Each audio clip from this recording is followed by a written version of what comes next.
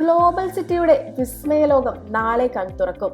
ദമാമിലെ ഏറ്റവും വലിയ വിനോദ നഗരം. നിർമ്മാണം പൂർത്തിയാക്കിയ ആദ്യഘട്ടത്തിന്റെ ഉദ്ഘാടനം പ്രവിശ്യ ഗവർണർ സൗദ് ബിൻ നായിഫ് രാജകുമാരൻ നിർവഹിച്ചു. ഇന്ത്യ ഉൾപ്പെടെ 16 രാജ്യങ്ങളുടെ പവലിയനുകൾ, റെസ്റ്റോറന്റുകൾ, ഓപ്പൺ തിയേറ്ററുകൾ, ഗെയിമിംഗ് സെഷനുകൾ എന്നിവയുൾപ്പെടുന്നതാണ് ആദ്യഘട്ടം. പ്രതിദിനം 1/4 ലക്ഷത്തിലേറെ സന്ദർശകർക്ക് ഇവിടെ പ്രവേശനം അനുവദിക്കും.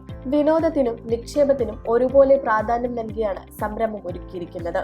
രാജ്യത്തിനകത്തു നിന്നും പുറത്തുനിന്നുമുള്ള സന്ദർശകരെയും നിക്ഷേപകരെയും ലക്ഷ്യമിട്ടാണ് പദ്ധതി. 16 രാജ്യങ്ങളുടെ പവലിയനുകളാണ് ആദ്യഘട്ടത്തിൽ ഗ്ലോബൽ സിറ്റിയിൽ പ്രവർത്തനം ആരംഭിച്ചത്. 6,50,000 ചതുരശ്ര മീറ്ററാണ് ഗ്ലോബൽ സിറ്റിയുടെ ആകെ വിസ്തീർണം. ആദ്യഘട്ടമായ 2 ലക്ഷം ചതുരശ്ര മീറ്റർ വിസ്തൃതിയുള്ള പണികളാണ് പൂർത്തിയായിട്ടുള്ളത്. India, Egypt, Saudi Arabia, Thailand, Morocco ഉൾപ്പെടെയുള്ള ഏഷ്യൻ രാജ്യങ്ങൾ, GCC, ആഫ്രിക്ക രാജ്യങ്ങൾ എന്നിവയുടെ പവലിയനുകളാണ് ആദ്യഘട്ടത്തിൽ സന്ദർശകരെ സ്വീകരിക്കുക. ഓരോ രാജ്യത്തിന്റെയും രുചി വൈവിധ്യങ്ങൾ, സംസ്കാരം, ജനപ്രിയ ഭക്ഷണ വിഭവങ്ങൾ, പ്രത്യേകതരം ഉൽപ്പന്നങ്ങൾ എന്നിവയാണ് പവലിയനുകളിലെ കാഴ്ചകൾ.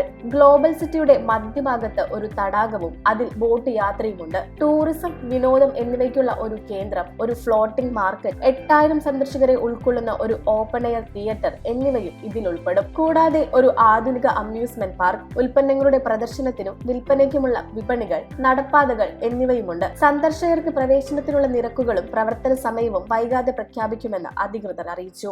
വിജയ് ഫുഡ്സ്, പേര് മാറാത്ത പെരുമ മാറാത്ത പാരമ്പര്യം.